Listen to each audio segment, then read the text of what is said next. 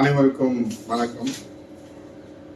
கடனில் மூழ்கிய ஸ்டாலின் திமுக அரசின் வெற்றி விளம்பர பட்ஜெட்டில் ஒன்றுமில்லாததை அம்பலப்படுத்துவோம். தமிழ்நாட்டு மக்களுக்கு எதிரான அநீதிகளுக்கு நீதி கேட்போம்.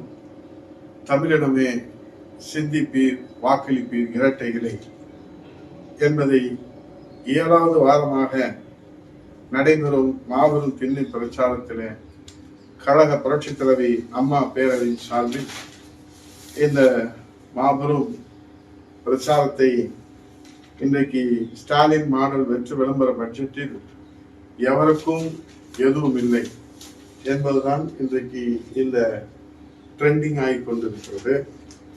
ஆகவே இன்றைக்கு நாம் தமிழ்நாட்டிலே மட்டுமல்ல, இந்தியாவிலேயே தலைப்புச் செய்தியாக விவாதிக்கப்படுவது நாம் இன்றைக்கு எதுவென்று பார்க்கிறோம்.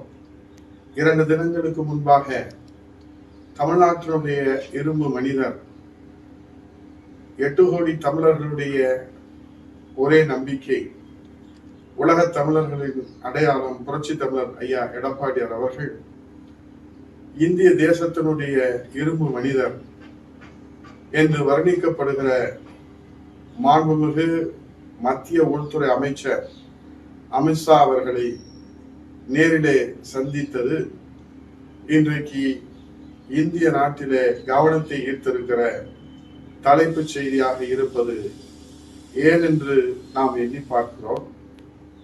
தமிழகத்தினுடைய ஜீவாதார உரிமைகளான அவை நயமாக பக்குவமாக எடுத்து வைப்பதிலே வல்லவர், திறமையானவர் என்று பெயர் பெற்றிருக்கிற புரட்சி தமிழர் ஐயா எடப்பாடியார் அவர்கள் இன்றைக்கு தமிழகத்திற்கு கிடைக்க வேண்டிய அனைத்து உரிமைகளையும் பெற்றுத் தருவதற்காக அந்த சந்திப்பு நிகழ்ந்திருக்கிறது என்பதை இன்றைக்கு உலகத்திலே இருந்து வேண்டுமானால் அதை மறைக்க முயற்சிக்கலாம் தமிழகத்திலே ஆளுகிற அரசு.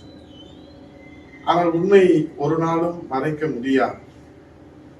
மகாத்மா காந்தி ஊரக வேலைவாய்ப்பு உறுதி திட்டத்திலே நிலுவை நிதியை உடனடியாக வழங்க வேண்டும் என்று கோரிக்கை வைத்து, SSA கல்வி திட்டத்திலே தமிழகத்திற்கு கொடுக்க வேண்டிய நிதியை உடனடியாக கொடுக்க வேண்டும் என்று வலியுறுத்தியும்